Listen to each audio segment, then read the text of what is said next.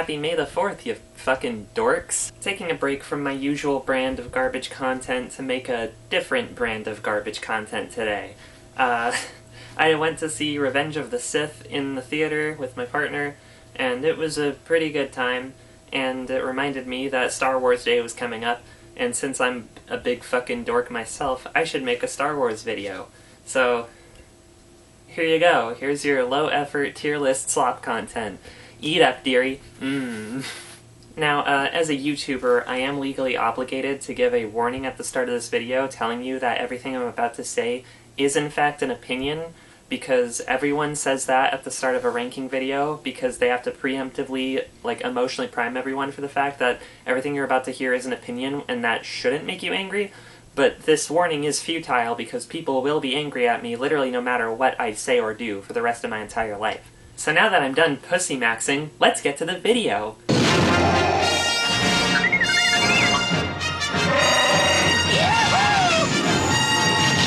The Star Wars Trilogy. And this list is going in ascending order, meaning I'm going to start with my hottest take. Which Star Wars movie do I think is the worst one? Yay! The comment section is going to be horrible! Number 11. Rogue One. Oh, fuck you.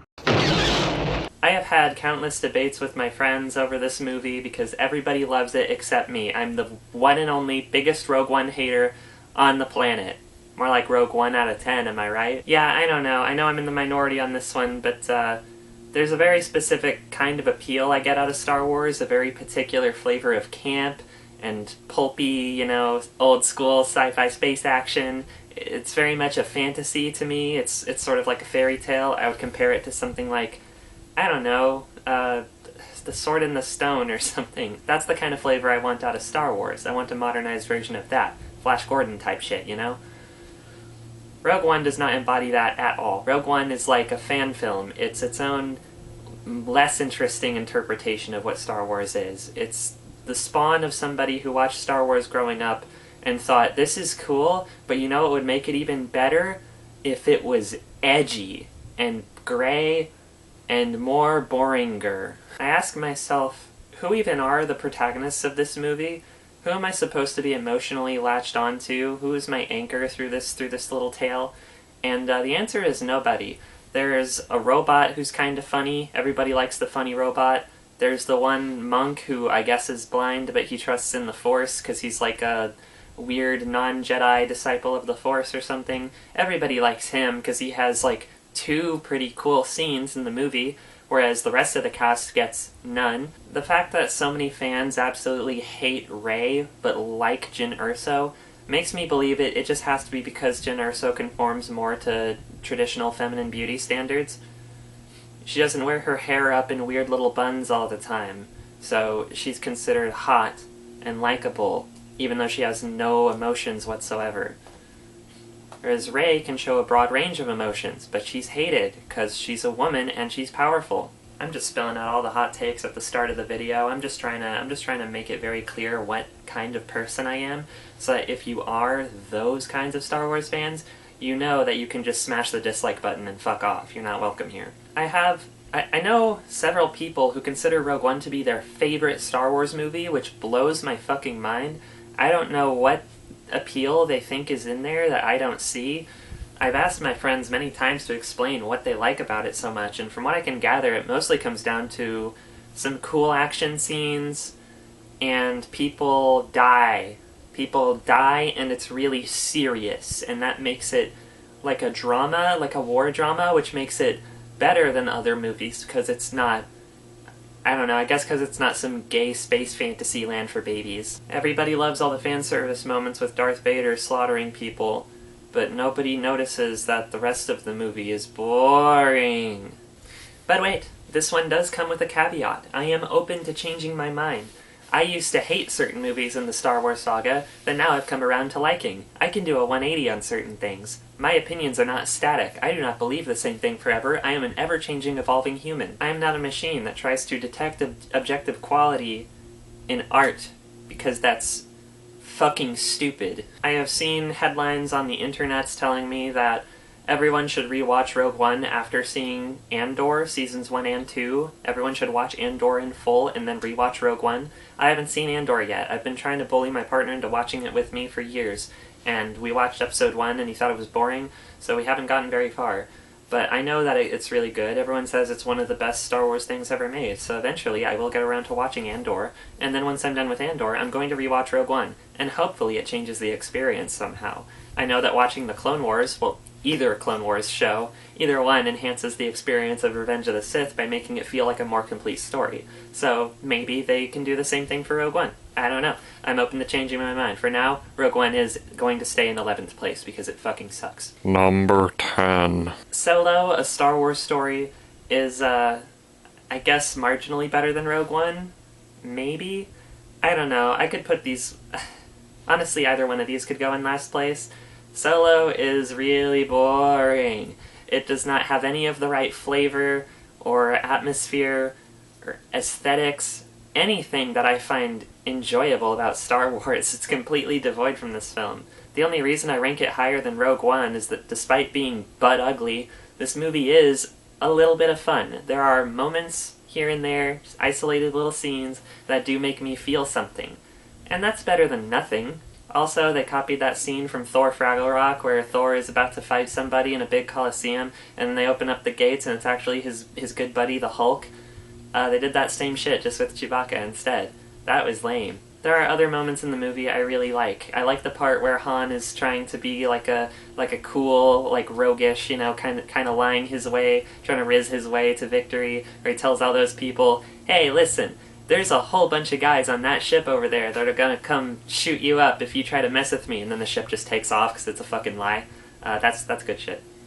Everything else about this movie, it just feels like a Han Solo checklist. It's like they took every single line of dialogue he said in A New Hope and tried to include that in the movie instead of coming up with an original story. Like, no, we have to explain the Kessel Run. We have to explain every single thing he said. We have to show it on screen. I don't care. Everything that is interesting about Han Solo happens in the original trilogy. That is his character arc. That's where we get to see him mature and grow as a person. I don't want to see him before he grew and matured as a person. I already know what he was like back then. I've seen A New Hope. What's the point? I do have to say, one big point in this movie's favor is the inclusion of Donald Glover as the Lando Calrissian. That was the best part. I fucking love you, Donald Glover. I wish you would have sex with me with your sexy face. I've said too many things about Solo. This movie isn't worth that much of my attention. Number 9. Star Wars The Phantom Menace is really bad. I wouldn't say it's unwatchable. In fact, I've watched it more times than I can count ever since I was a little kid. What I would say about it is that the plot is a little difficult to follow, and it isn't really that interesting. And you could pretty much skip this movie entirely and it would have no impact on the rest of your viewing of this saga. This movie really just exists to introduce a couple of key plot points. One of them being that when Darth Vader was a baby, he was really cute and nice. And the other one being Obi-Wan Kenobi became Anakin's teacher, even though he didn't really want to. Doesn't seem to like this kid very much at all. Everything else that happens in this movie is pretty superfluous fluff. I don't think it matters at all. It could be seen as like a fun little adventure in isolation, and I enjoyed it when I was a kid, but now I just feel kind of bored by the whole thing. I feel like this is a really lame movie, elevated somewhat by an excellent soundtrack. Like, the music is so fucking good. It's like mind-blowingly good. I don't know why. I don't know why they made such an incredible soundtrack that just pops the fuck off over the least interesting story imaginable. I do think this movie has some excellent so bad it's good moments, like when Jar Jar huffs a fart and steps in poop on purpose. But overall, I find this movie's story a bit sickening. Mommy, look, the Jedi have come to free all the slaves! No, not all of them. Just this blonde kid. His blood is special. What the fuck is wrong with you, George? Everybody knows that fight scene at the end with Darth Maul is pretty epic. I mean, the music is great, the choreography is great. It's kind of fun to watch in the same way that, like, those stick figure fighting videos are fun to watch on the internet. Personally, for me to get invested in a story, in case you couldn't tell with the way I railed against Rogue One, I can't get really invested if I can't get emotionally attached to any of the characters in the story.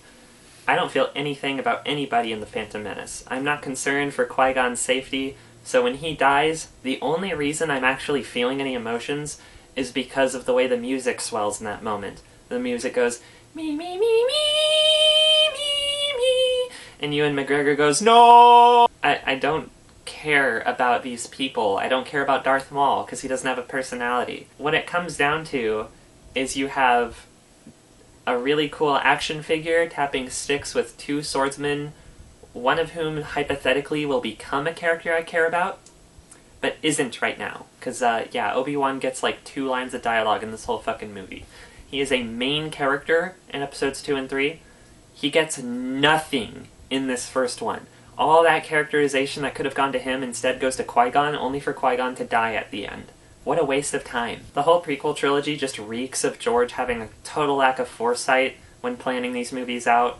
It feels like he didn't plan them out at all. It's like he just wrote down his first draft in a little notebook, didn't make any edits or rewrites, and just went, fuck it, and put the whole thing together in like 2 minutes. Number 8. What's wrong with your face? Star Wars Episode 9, The Rise of Skywalker, is an exhausting movie to get through. It's the only Star Wars movie, besides Rogue One, where I struggle to make it through to the end without falling asleep. It is so fucking lame. Only reason it's not ranked as low as The Phantom Menace is because of, well, the thing I said about the blonde kid. In a lot of ways, Rise of Skywalker could be considered the worst Star Wars movie. And I feel that, like, I get where you're coming from. There's a lot of things that are really wrong with it. It's the whole first act of the movie that feels like a video game side quest. We have to go to the place, get the artifact, so we can go to the next place and get the next artifact to put inside of the keyhole in the temple, in the dungeon, in the other place, so we can go to the next side quest, where we pick up a new party member who takes us to the next quest. It's just a big, long scavenger hunt where nothing interesting happens. There's like 17 fake-out deaths. There's a resurrection for a really major character that should have remained, like, a plot twist and not been spoiled in all the marketing and everything, because what the fuck? It was not treated like it would be a surprise. It just kind of happens. You start the movie, the text scroll gives it away, Palpatine's back. And you're like, already? Okay. Personally, I was very much looking forward to seeing how they would go about reviving Palpatine. So when I sat down in the theater and they just said, and even now in retrospect, now that the movie has been out for a few years, I've had time to reflect and get over it, you know, get past that initial sting of not getting the movie I was expecting. I still don't like it very much. I've tried watching it again, like, a few times. It is painfully cringe and unfunny through and through.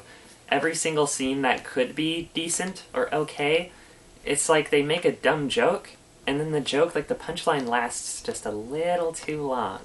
Just long enough for you to really sit with it and think, it's not that funny. You can have C-3PO say something really weird and awkward and out of pocket, but then when everyone has to stop and slowly turn and, like, look at him, and he has to look back at them and say, was it something I said? It's so fucking, it's just the, well, that just happened! And there's also, you know, the political incorrectness of it all.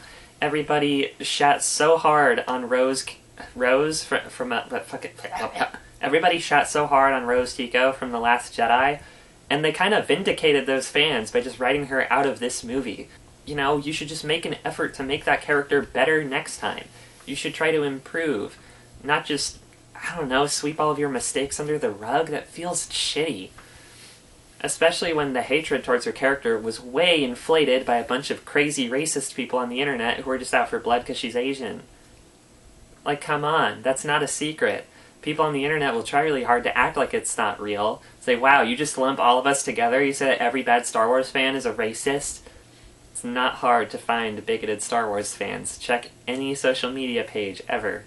Any of them. After seeing Rise of Skywalker in the theater with my friends, my favorite takeaway from the movie was something that no one else seemed to remember until over a year later. Like, everyone was so traumatized by the movie being bad that they completely forgot Claude existed. I'm like, he was always hilarious. He was always my favorite part of the movie. He's in the very first scene. When they're flying on the Millennium Falcon, everyone's going, oh yeah, punch it, go to light speed, we're gonna start light speed skipping, we're gonna warp, dude! And then it would cut to this random slug, and it would just be 2 seconds, like 2 frames of him going, ah!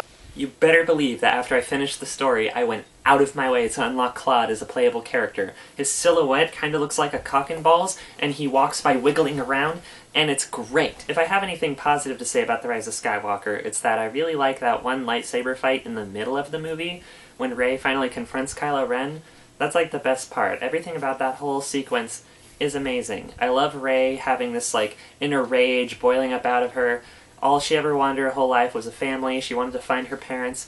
And to have that dream ripped away from her in The Last Jedi, that completely fucked her up. So naturally, she has a lot of pent-up anger. And that pent-up anger coming out of her in the way it does, in this toxic, rageful storm, the way she starts tapping into the dark side unintentionally and shooting lightning out of her hands and shit, that was amazing. People were always bitching about her being a Mary Sue or whatever, and I never agreed with those people.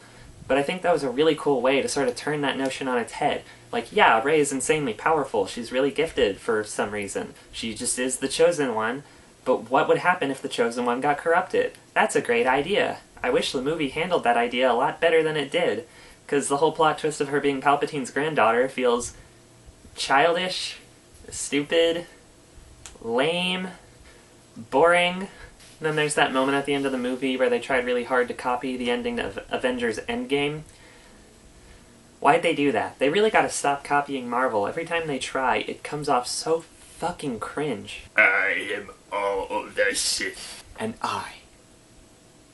Don't say it, don't fucking say it, please. Am all the Jedi. I feel like I could have written a better Star Wars movie. Like, I'm not even that good of a writer. I think I could have done better. Number 7. Attack of the Clones is a movie I feel like I've seen way too many times for how much I don't like it. I don't know what the fuck the deal is. Like, every time I'd go over to a friend's house, it'd be like, oh, hi, I'm doing a Star Wars rewatch, and I'm on the Attack of the Clones right now. You want to watch it? Okay, I guess. You know, I feel like Attack of the Clones gets a bit more hate than it deserves. A lot of people would categorize this one as, like, the worst of the prequels, and I've never seen it that way. Everybody says, oh, the Attack of the Clones is the boring one. At least Phantom Menace has a good fight scene. I'm like, no. The Phantom Menace has a cool-looking fight scene with no emotion or gravity behind it. It's fucking lame. By the time you get that far in the movie, you're already exhausted because it's like 2.5 hours long. And there's like 3 other climaxes happening at the same time. So the cool fight is like constantly interspersed with scenes of really lame shit happening. Like, you'll get like 2 seconds of a cool lightsaber fight where they're going wee wee wicka wicka wee, and then it just cuts to Jar Jar going like, oh no, Misa Stippy and Poopy Doodoo. Unfortunately, the baby Anakin has been replaced with the creepy incel Anakin, the one who stares at Padme all the time, and she's like, hey, stop it, you're making me uncomfortable. And then he stares at her even harder and goes, am I? You judge me too harshly, Master, for I am a Sigma male. Basically everything to do with Anakin in this movie is a total cringe fest. Feels like George really got ahead of himself with this one. Like, he thought, okay, in the first movie Anakin is a darling little angel baby, now I have to make him the creepiest motherfucker on earth. And somehow he's just risen Padme up the whole time. Everything he says is exactly what you should say if you want a woman to think you're a date rapist, but yet Padme just falls head over heels for him. The romance side of this movie is all garbage, but the other side I think is pretty decently entertaining. It's nothing great, it's not special, it's not high art, but you know, I like seeing Ewan McGregor Obi-Wan Kenobi get up to some shenanigans. I think he's genuinely funny. He's kind of a joy to watch in this one. His detective work doesn't make a lick of sense, but you know, fuck it, it leads to more iconic Obi-Wan shenanigans, and I'm here for it. All of the scenes of Anakin searching for his mother, that's all really cathartic. Unfortunately, it's all sort of sandwiched between the cringiest shit I've ever seen in my life. The part where he's doing like a little rodeo thing on top of a giant, fat, ugly moo cow tick creature, Also, the part where he decides to talk politics with Padme, and she's like, yeah, you know, I think democracy's cool, and he's like, nah, babe, that shit's gay as hell. I wanna live in a Nazi dictatorship. Oh. Anakin and Padme really are that one meme where it's like the every third hetero couple. Fortunately, I am required to report to you that the soundtrack in this movie is also an absolute banger, and it really elevates the whole thing.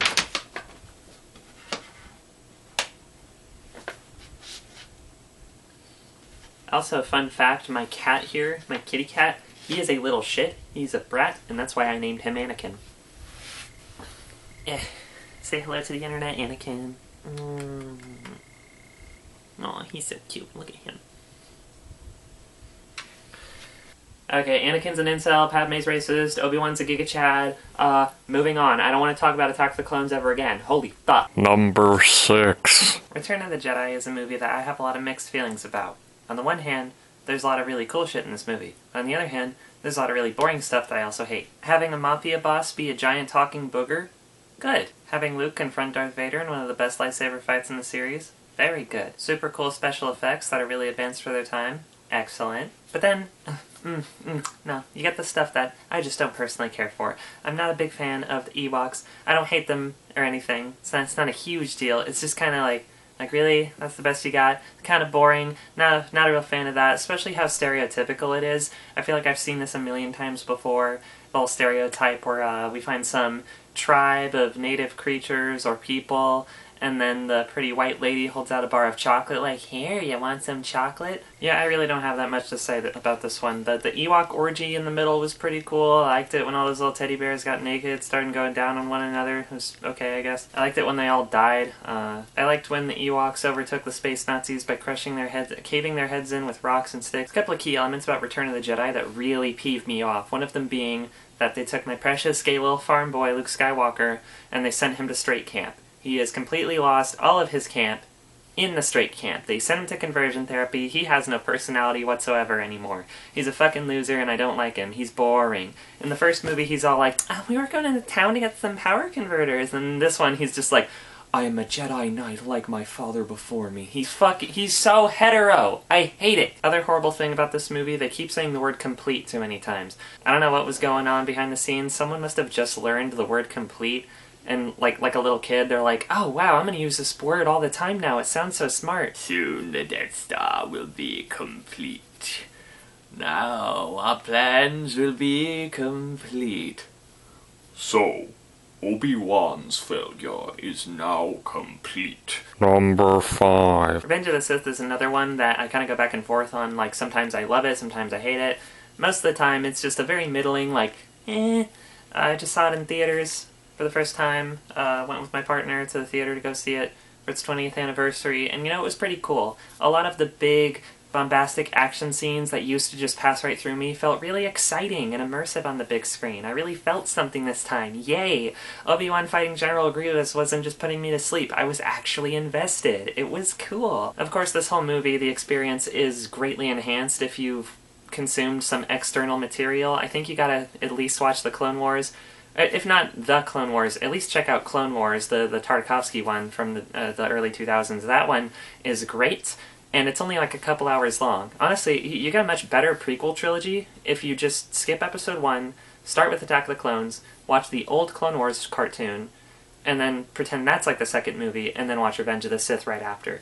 It's such a seamless narrative, it's so much better, it's so good, and it has the added bonus of making all of the really bad acting and line delivery kind of feel more natural, because you get kind of accustomed to all these characters being literal cartoons. When everyone is suddenly live action and they're talking like cartoon characters, it doesn't really bother you as much once you're used to them being literal cartoons. There'll always be aspects of it that bother me, like the final confrontation between Anakin and Obi-Wan, where they keep repeating themselves for some reason. You turned her against me!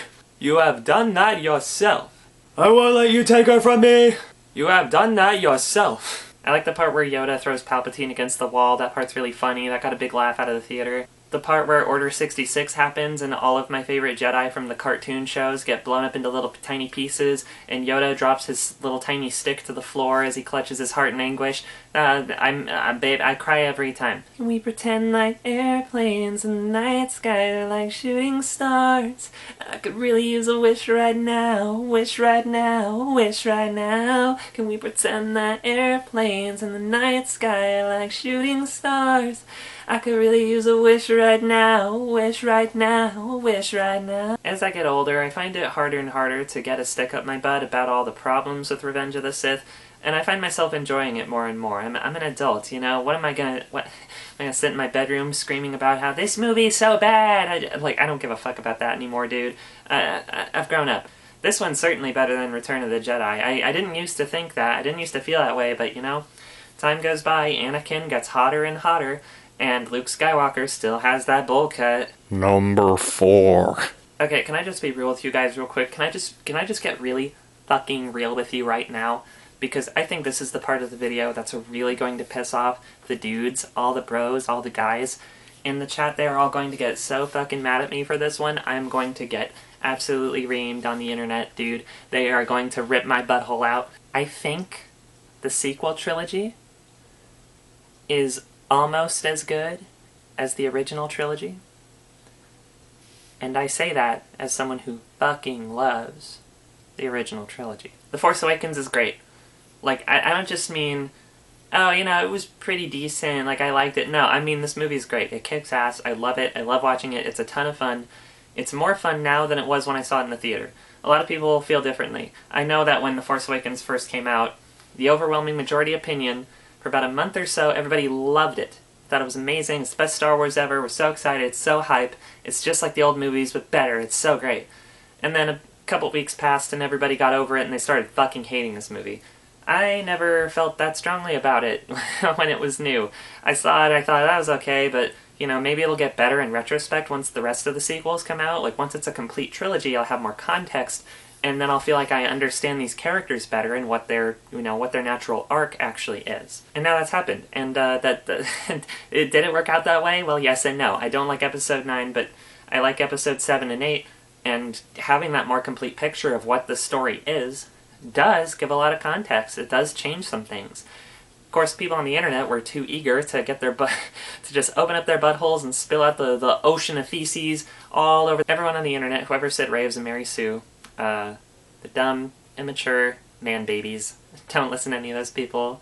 They got brainworms. They stink. I think most normal people in the real world, outside of the internet, don't care that much. A lot of people just liked the movie for what it was, and everyone who hated it was mostly just taking their opinions from other people on the internet that they thought sounded smarter than them. It's really cool when you have the ability to think for yourself and form your own opinions, and you don't just download all of your opinions from some guy on the internet who is vaguely right-wing. Go offline, go touch grass. If you go and explore my YouTube channel a little bit, check out my 4th video, Why I Hate Weekly Releases. There's a moment towards the end of the video where I touch grass. I think everyone should go and experience that video so you can live vicariously through me and become a better person. So you don't necessarily have to take a shower. You can just watch more of my videos and then give me money. And then I will make more videos that will make you less stinky. It's sort of a substitute for touching grass. Like, you just have to trust me, man. You just have to trust the process. I feel strongly that Rey Skywalker is a deeply misunderstood character because most of the people who hate The Force Awakens haven't watched it since 2015. Every argument they've ever given me has been a load of massive... Every argument they've ever given me has been a massive load of horse shit. They did not watch the movie, and if they did, they weren't paying attention. They supplanted all of their memories of what the movie actually was. They replaced it with a bunch of fucking garbage from weirdos on the internet who just make shit up. I think what always infuriated me about it the most was people getting so bent out of shape about the fact that Rey is so strong with the Force. They're like, oh, it doesn't make any fucking sense. Why is she so strong in the Force? She must be a Mary Sue. It's like, dude, you know that there's going to be 2 more movies. They haven't explained her powers yet. Why don't you just wait a minute for the other movies to come out, and then you can make up your mind about whether she's too strong or not. Especially since the whole thing is just a blatantly obvious double standard. Go back to the prequels, go watch The Phantom Menace again, where they talk about how Anakin has a higher power level even than Yoda because his midi-chlorian count is so high, and then this like 9-year-old child blows up a massive droid control ship by himself completely by accident, never having flown a ship before. Somehow they find that more believable than Rey flying the Millennium Falcon at age 20 after clarifying that she has experience flying in ships. Oh, but no, because she's naturally gifted in the Force and she was able to do some cool maneuvers after breaking a ton of shit by accident. No, she's just a Mary Sue, guys. She's like way overpowered. This is propaganda. I think we all need to keep in mind the fact that when the hero in a fantasy story is really strong and talented and good at everything, that's not what a Mary Sue is. That's just that's just the name of the game. That's what fantasy stories are for. You're supposed to watch them and feel empowered by them. You're supposed to like the hero and feel like, yeah, like that's so cool. I wish I could be super strong and badass like that person. The fact that they're not the same gender as you should not color your perception of them this much. That is up to your own internal biases, and you need to get the fuck over yourself. Get over your fucking ego, man. I have incredibly low self-esteem, and you don't see me whining and bitching and moaning over Star Wars. Oh, wait. Another thing that may or may not surprise you is that I really fucking love the lightsaber duel at the end of this movie. Oh my god, everything about it. The moment when Kylo Ren screams, "Traitor!" at the top of his lungs. Oh, my heart throbbed. When Finn stands up to him and tries to protect Rey as best he can. Oh, my heart throbbed.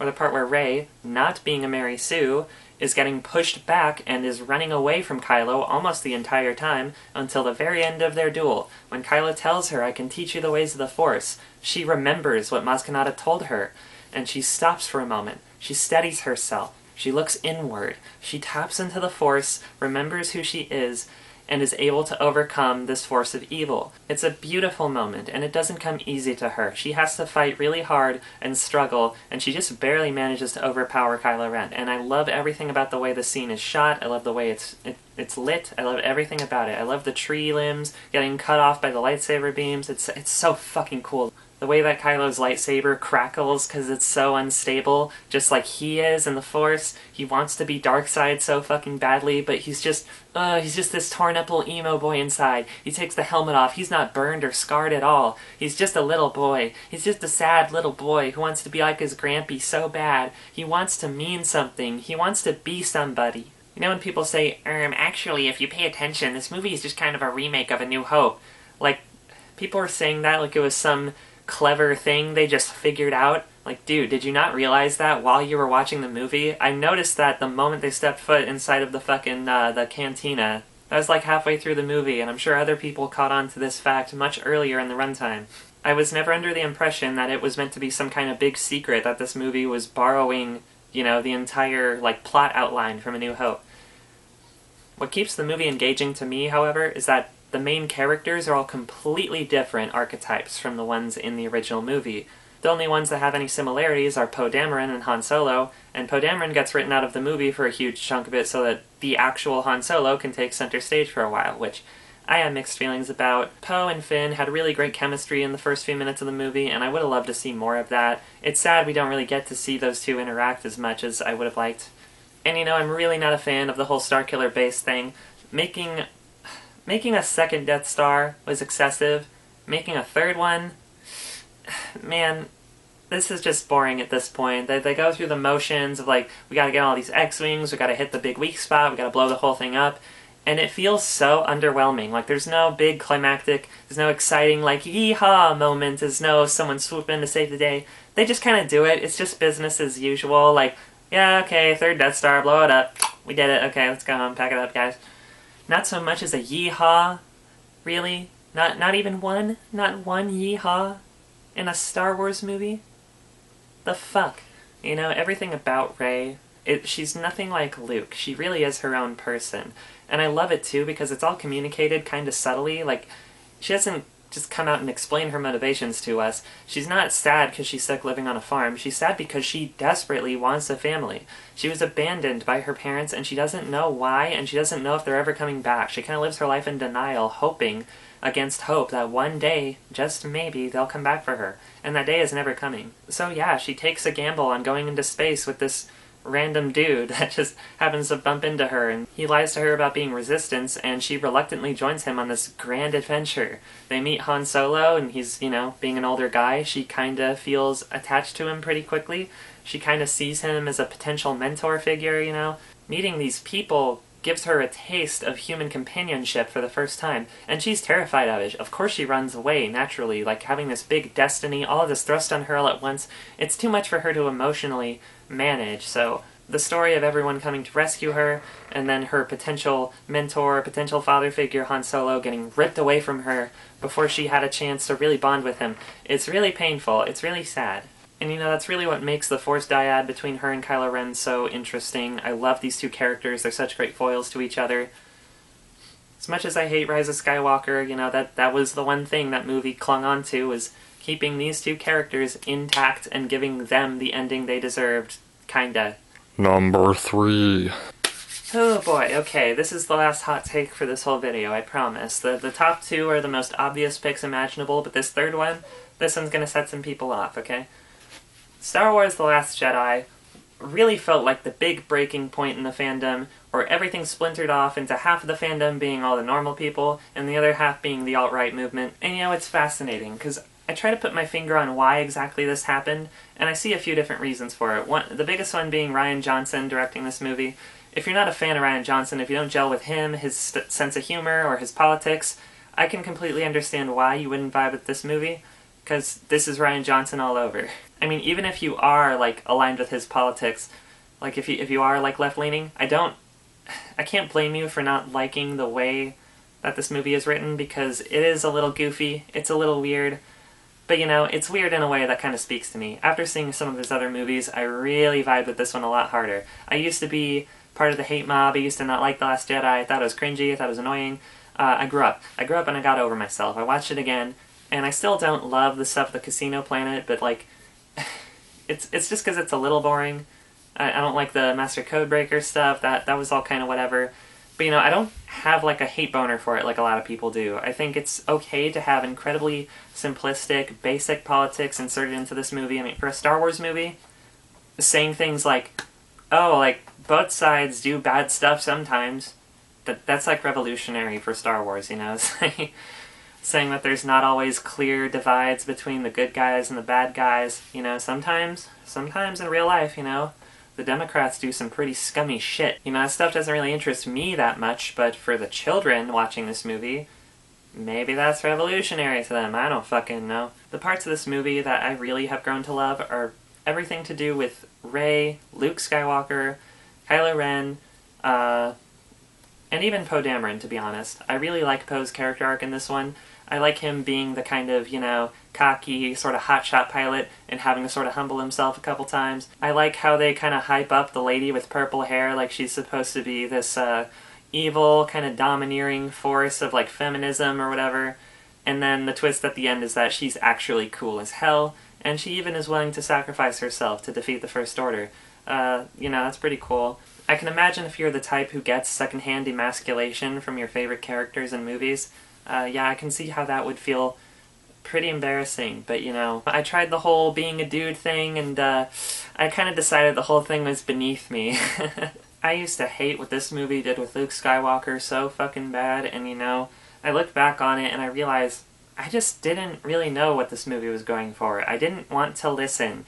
I saw what they did with Luke, and I just got, flashbacks to Batman vs. Superman. I thought, oh, this is like doing the Zack Snyder thing, where it's trying to turn the character into something different, just for the sake of being different, and edgy, and dark, because it's so realistic and cool, and I just was so over the whole thing. It wasn't until I got older that I realized this is a story of redemption, and that this isn't just about tearing Luke down and making him out to be this big, stinky, wet loser. Now, Luke doesn't just drink the titty milk.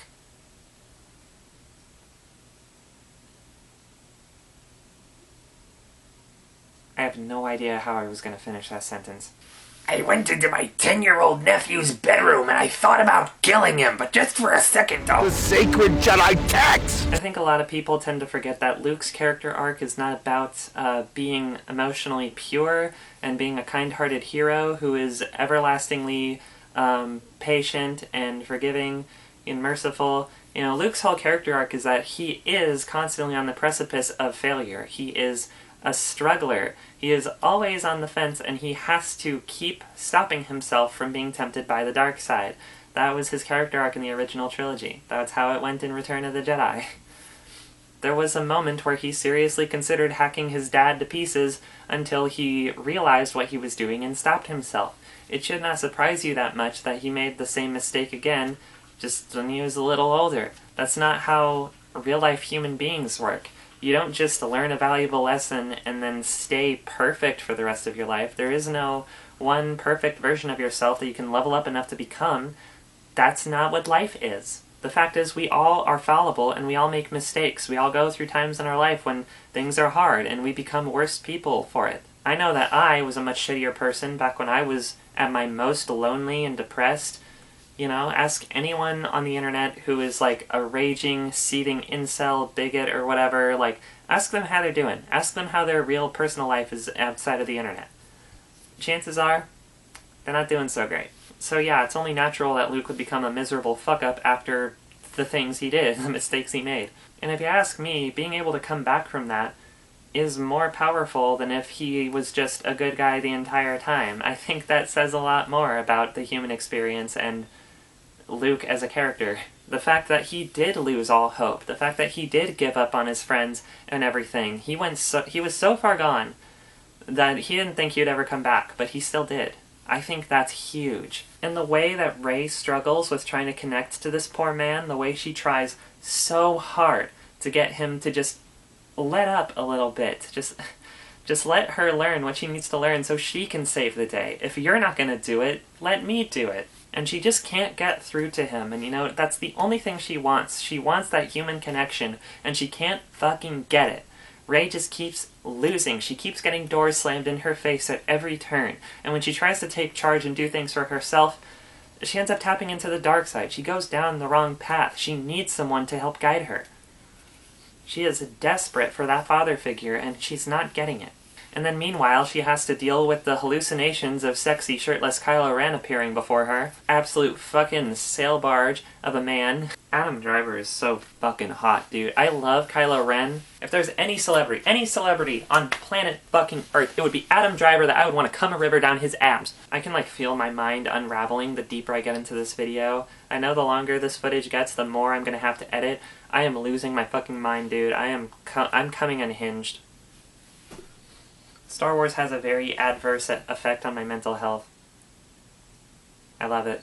Number 2. The original Star Wars, A New Hope, from 1977, is a rare sort of movie that doesn't happen. It's very clearly cheap, and pulpy, and silly, and corny, and weird, and dumb, and it's the most rewatchable movie of all time. I think I've seen it 1,000 times at least, maybe 2,000? I mean, it's kind of hard to really describe it in a way that hasn't been said before. I mean, what do you want from me? It's Star Wars. Like, it is the prototypical hero's journey story wrapped up in so much flavor and so much texture.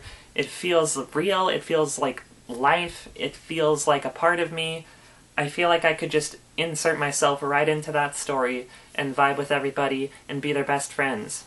Luke Skywalker is my precious little baby boy, my sweet little gay farm boy. I love him so dearly. I love the 2 gay robots that go bleep bloop and kiss each other. I love how fucking awkward and weird this movie is. I love how nothing works and all the special effects are cheap and shitty looking. I love how, despite having seen this movie nearly 2,000 times, I still feel really high running emotions in my heart exploding when I get to the climax of the movie, and Luke has a 1 in a million shot to blow up the Death Star, and he still does it because he has the power. He has faith in himself. He believes in him, and his friends believe in him. He believes in the you that believes in the me that believes in the Luke that blew up the Death Star. Like, what do you want? I feel like this is the movie that got me to love old media so much. It's the reason why I like collecting old video games, old VHS tapes, old TVs, old VCRs, DVD players, you know, all this weird shit I have.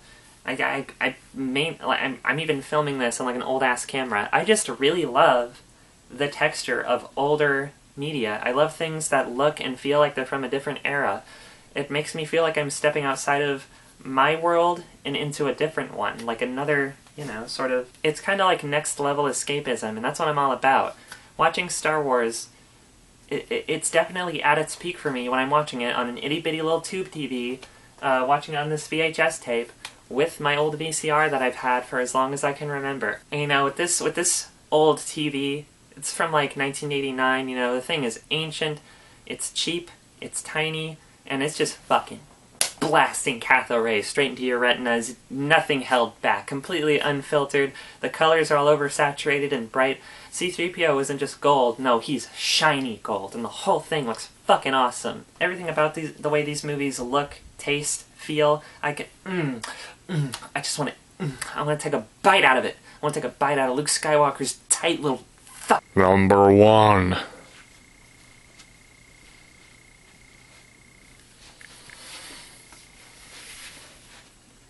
This is like the most basic bitch take imaginable. I had all these hot takes just raring to go, and now I'm completely fresh out of hot takes, man. Just Empire Strikes Back.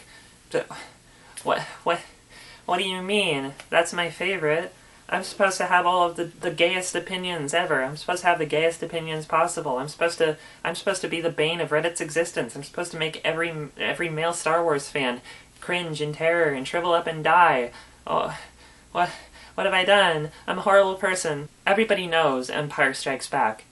I mean, obviously it's the best one, because it's the only one that has any incest. You know, something I love about Star Wars is that it never overloads you with too much world building. Most of the Star Wars movies will show you like 2 or 3 different planets. You know, I think Revenge of the Sith had like 8, but most of the movies show you like 2 or 3 planets at maximum. You get kind of you get eased into it right quick. Sometimes you even see the same planets you've seen before. They'll bring back Tatooine like 16 times, you know. Good old Tatooine. Just dirt. Nothing but dirt. Everyone's favorite planet. Please keep showing me more dirt. Empire Strikes Back is the one where all 3 of the planets on showcase here are super duper fucking cool. You've got Hoth. It's a snow planet. Who doesn't love snow planets? Everything's white. Looks cool as shit. You've got Dagobah. It's a swamp planet. Super atmospheric. Super charming. Lots of weird, creepy little creatures crawling around in these strange ethereal vines. All the misty, creepy forests. And then you've got Bespin, which is a gas giant with a little city floating in the clouds. It's so fucking cool. It's such a great idea. I love that. There's never a dull moment in Empire Strikes Back. Everything feels totally serious. It's a tonal shift from the first movie, where instead of everything being a big, fun, happy adventure that you can watch over and over again and still get excited every time.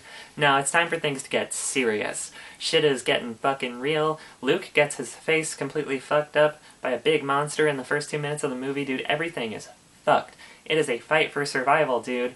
Also, this movie just looks the best, if I'm being real with y'all. Compare it to A New Hope and Return of the Jedi. Empire just looks so much better. I'm talking like cinematography, like I'm talking like everything about... Return of the Jedi has better special effects on like a, you know, on a technical level it's more impressive. But let's be real here. Empire just has more style. It's got that pizzazz, you know? That's really all I have to say about this movie for now. I might make more... Depending on how this video does, I might make more Star Wars content in the future. Partly for the fun of creating more rage bait, because the Star Wars fandom is awful. But also just because I am really passionate about Star Wars, you know? I mean, I myself am a horrible person, why would I not be a fan of Star Wars? And I am positive that I will have lots more to say about the sequel trilogy in particular moving forward. And like I said, I'm going to eventually watch Andor, so we'll see. But yeah, that's enough slop content for now. Just remember, everybody, I'm super fucking gay, and I love you.